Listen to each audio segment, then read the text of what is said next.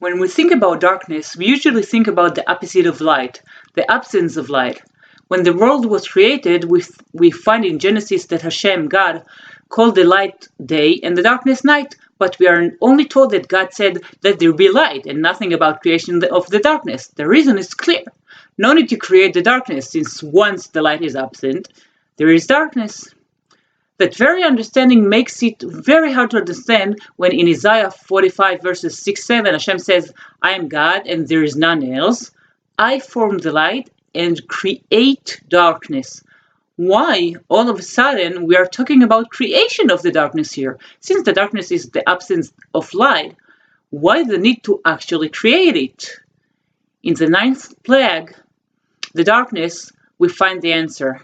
Hashem tells Moshe in Exodus 10, "Stretch out thy hand toward heaven, that there may be darkness over the land of Egypt, even darkness which may be felt." This plague was formed of two kinds of darknesses.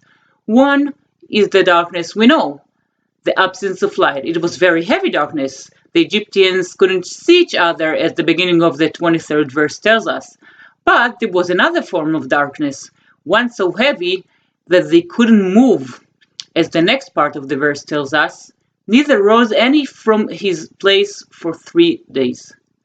This darkness that could be felt is the one that God created. It's not just the absence of light, it is a creation for itself.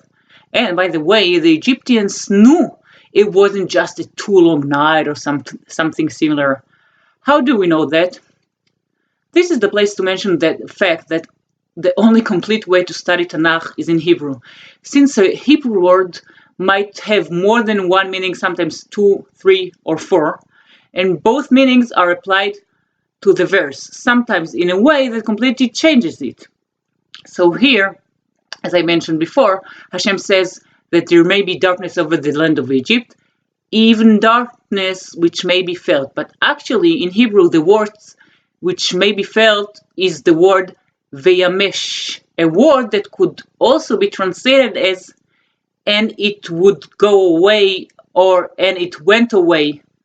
And then the whole verse is, "Stretch out thy hand toward heaven, that there may be darkness over the land of Egypt, and the darkness went away." And then in the next verse, "And Moses stretched forth his hand toward heaven, and there was a thick darkness in all the land of Egypt 3 days."